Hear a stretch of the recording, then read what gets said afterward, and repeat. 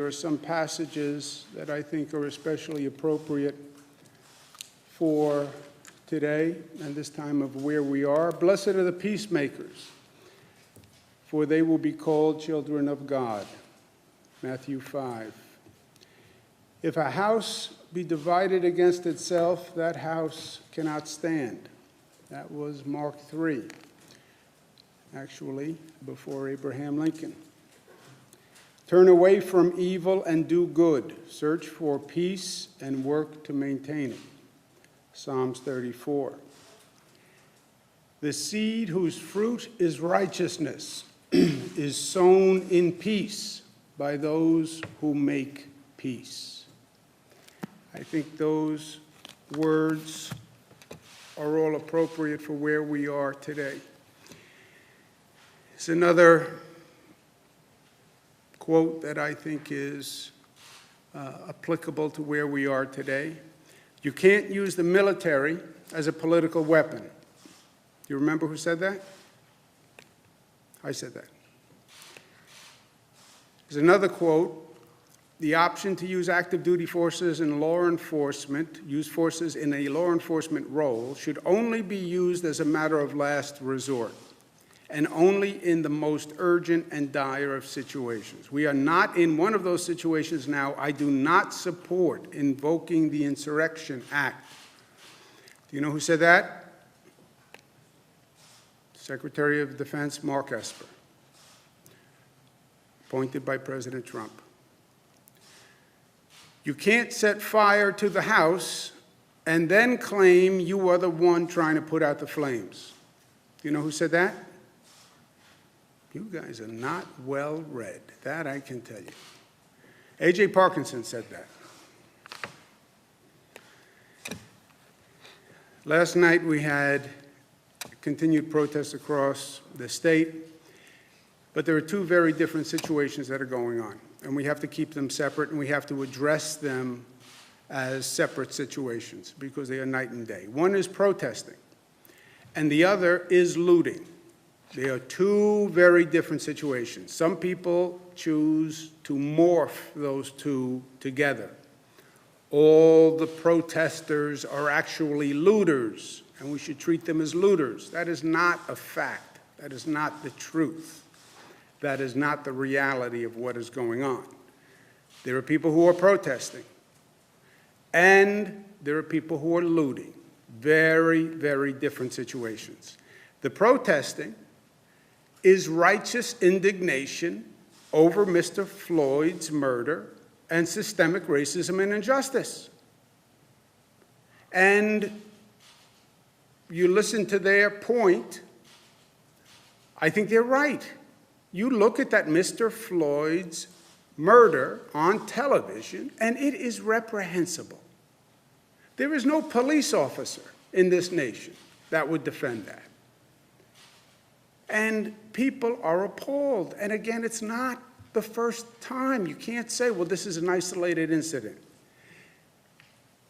Mr. Floyd was one in an ongoing series. Ahmaud Arbery, Breonna Taylor. You can go back to Rodney King. You can go back to Martin Luther King.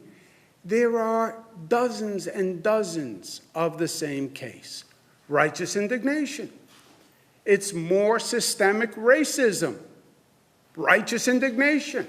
It's systemic injustice, righteous indignation. Yes, but don't be violent, because when you are violent, you lose the righteous indignation.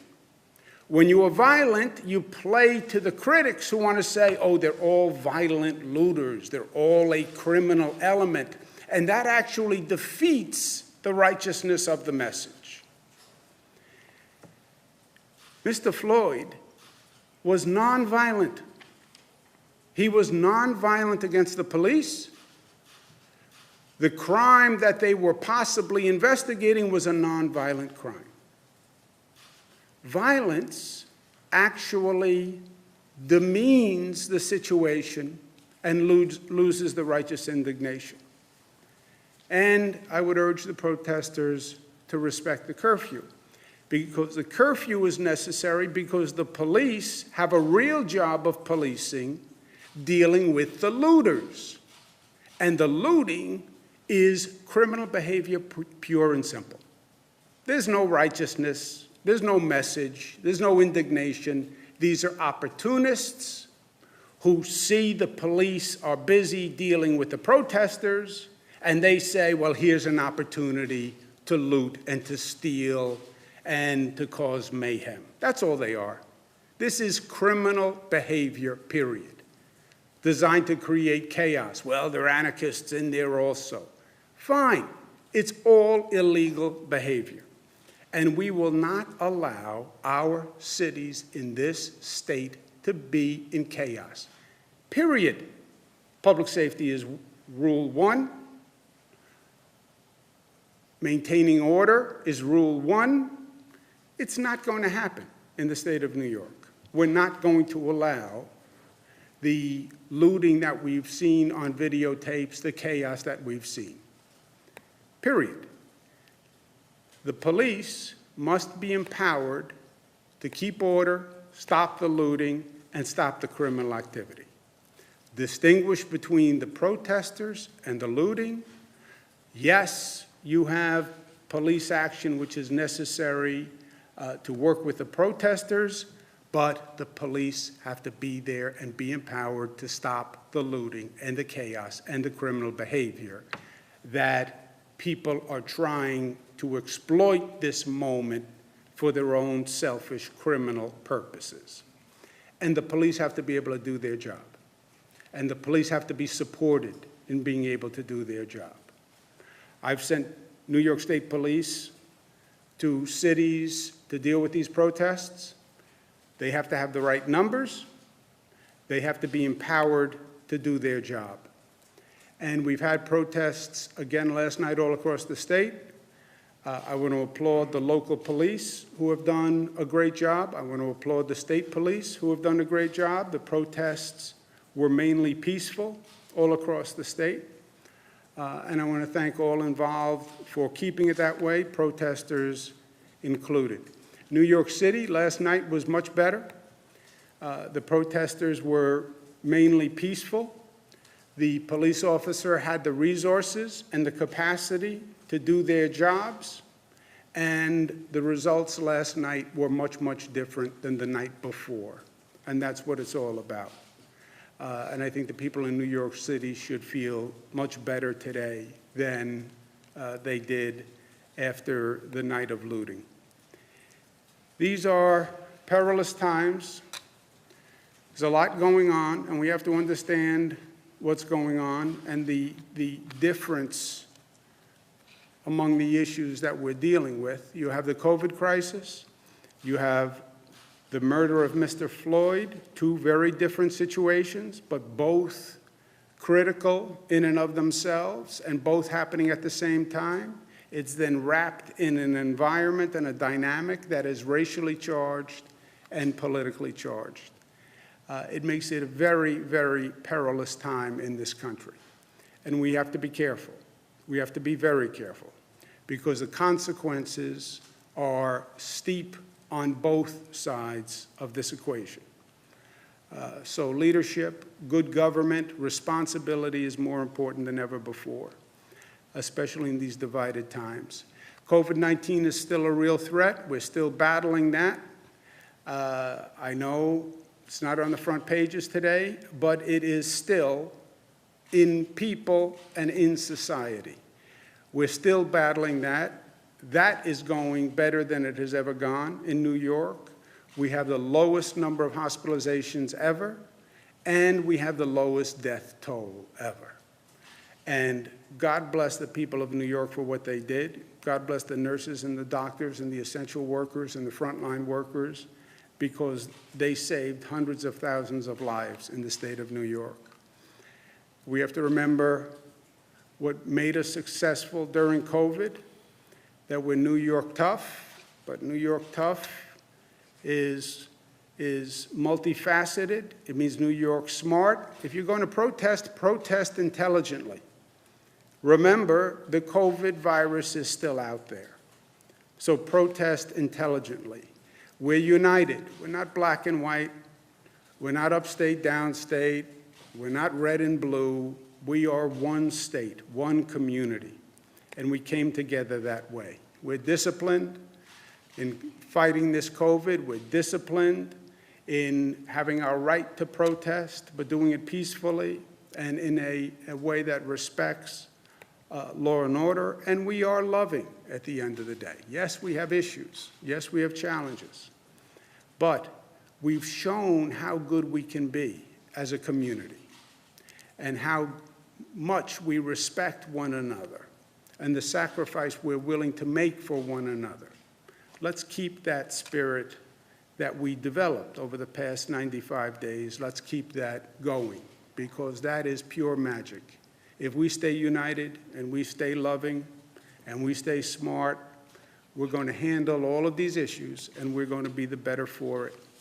We've overcome the greatest challenge that this state has faced in my lifetime with this COVID virus. This was the beast that we didn't know if we could beat. But so far, we've beaten it. We have to stay smart to make sure we control the beast. But we did it. We overcame. We, the people, overcame together. Last words for today: do not be overcome by evil, but overcome evil with good. Romans 12. That, my friends, is New York tough, smart, united, disciplined, and loving. Questions? Governor, how do we tackle the power of police unions and the need to change culture within local police agencies and the wider criminal justice system? Your policy ideas don't really hit at the issue. Why aren't bad apples being called out by colleagues? And will you allow the release of state troopers' disciplinary records under 50A? Well, you have a lot in there. There are necessary reforms that need to be made. There's no doubt about that. That's, I hope, the positive legacy of the injustice that was done to Mr. Floyd. Many of those policies are already law in the state of New York. 50A, the disciplinary records, I hope will become law shortly. And we have to respect everyone's interests there. And I look forward to doing that, and I think the legislature is prepared to do it. And I think they're going to be coming back in the next couple of weeks to have those conversations. And what about the culture change in the power of police unions specifically? It's something the mayor has talked about, sort of trying to change the culture. How do you know, as governor, what's your role in sort of trying to get local agencies to start thinking about this idea? Yeah, I don't know what the mayor was referring to, so let me find out what he said, and then I'll comment if appropriate. Governor, you brought a Bible to the dais today. That's an obvious reference to what the president did on Monday. What do you make? I said it was. Yeah, no, absolutely. Yeah, that's why it was obvious, because I said it. I got it. What do you make? You're saying even if I didn't say it, you would have figured it out. Absolutely. Well, of course. What do you make of the president's recent attacks on New York? What do you think he's trying to do there? Is he trying to rile his base? Is he trying to make legitimate criticisms about your stewardship of the state as well as the city? Well, far be it for me to psychoanalyze the President of the United States. I have a law degree. I have no medical degree, as I've told you, and I have no degree in psychoanalysis. It's nothing new for the President. He's not just attacked New York in tweets. His policies have been vicious to New York. He changed the tax code in a way that increased the taxes in New York and other Democratic states. He has failed to do anything positive for New York. He's gone out of his way to be negative to New York. Now, why? You know, is it politics? Who knows? That's for someone else to answer. But the negativity, forget the tweets. You know, who cares about the tweets? It's what he's done to the people of the state that bothers me. What he did with SALT, refusing to fund urgent transportation projects that hurt the entire Northeast, like the Hudson Tunnels, stopping the 2nd Avenue subway. I mean, all these egregious acts, kicking us out of the Trusted Traveler program with the DHS, Department of Homeland Security, just this punitive policy because they don't like that we won't give them the driver's licenses for undocumented people. So they punish us with the Trusted Traveler Program. I mean, there's a whole, from day one in his administration, you have seen negative, hostile government acts. And then, by the way, the most recent refusal to fund state governments, which is negative to New York, but it's also negative all across the board. But you did praise some of his Corona action. Right? Yes, there have been good things, helping us with Javits and with the Army Corps of Engineers and the additional beds. That was very helpful. And look, I said from day one, I'm not playing politics with the president. When he does the right thing by New York, I say he did the right thing by New York. Well, Democrats don't like me to say that. It's the truth.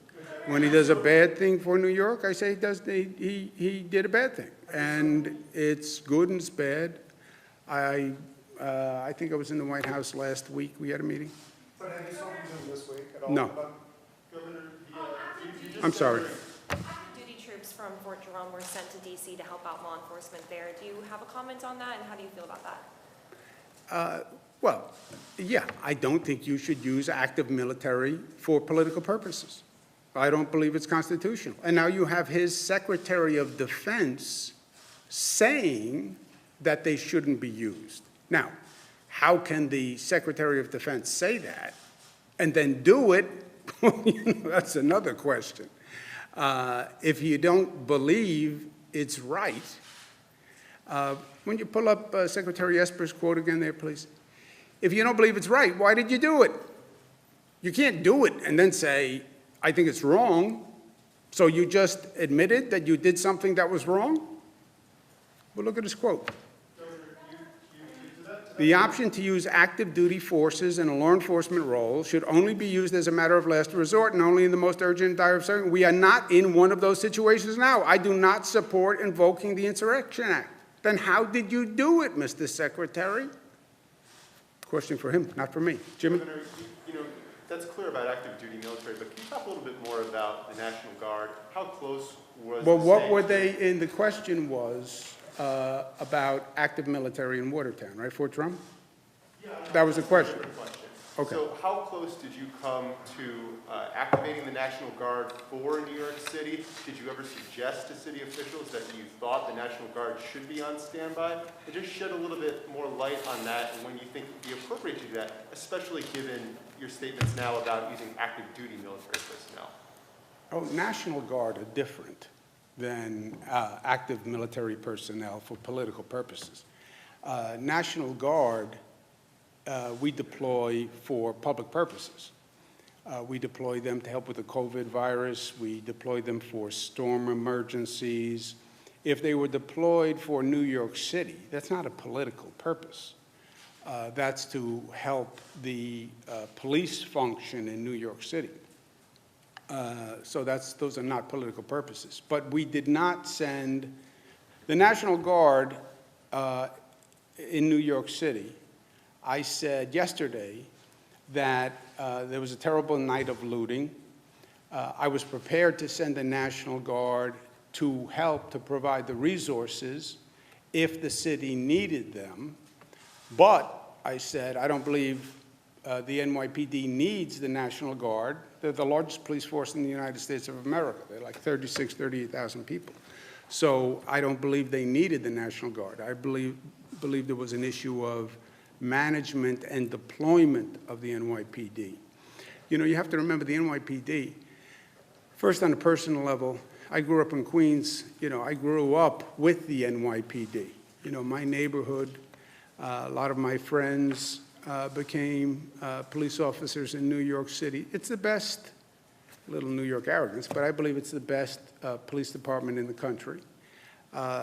And we know the police officers can handle these situations because they have, right? We've gone through the Sean Bell situation. We've gone through the aftermath of Amadou Diallo, aftermath of Abner Louima. We went through Crown Heights. the Gavin Cato death. And then we went through the aftermath of Crown Heights. There was a whole report done on Crown Heights that studied what happened. It was like 4 or 5 days of riot. So we've done this. You know, this has been there, done that for the police. The police officers know how to do it. These are the best. Now, a police officer needs support. They need the right deployment. They need to be empowered. They need the capacity to do their job. They have to know that they're backed up. They have to know that if they're out there, they can do what they have to do. If they have to arrest somebody, they have to arrest somebody. They have to have the right gear. So they have to get the support that they need. But they're it's not about the NYPD. And by the way, one other point. Forget everything else. It's about getting results, right? I'm here to get things done and make life better for people. We got results. Last night was a much, much better night than the night before.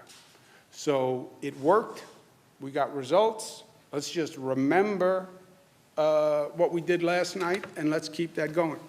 Governor, the Webster County executive is urging businesses there to ignore the phases and just suggesting to them that they open up right away if they so choose. And he's also starting a GoFundMe page to help pay fines if there were any fines. Do you have any response to that? Well, I don't think telling people to violate the law is a good idea. And somebody tells you to violate the law, that's not an excuse when you violate the law. So you still get the fine or whatever the penalty is for violating the law. You would still be liable. You would still get sued. And you will still be closed down. And you'll be penalized. And, you know, I can tell you, yeah, you should get up and assault Jesse. I think you should do that. Yeah, but you go to jail. Let's take one more. This morning on one of the radio shows, or one of the shows downstate, Chief Monahan of the NYPD said that you called him to apologize for your remarks yesterday in regards to the NYPD. Just wondering what that conversation was like when you spoke with the chief, and again, how did you come to that conclusion? Yeah, I make it very simple. First, I never spoke to whatever that person's name is. I spoke to the police commissioner and said the same thing I just said to you and the same thing I said yesterday, which is it's an issue of management and deployment. The actual police officers are the best. My issue was with the management and deployment, never about the police officers. It's about the management. It's about the deployment, not about the officers. Thank you very much. I'm taking my Bible and I'm going back to work. Read the Bible.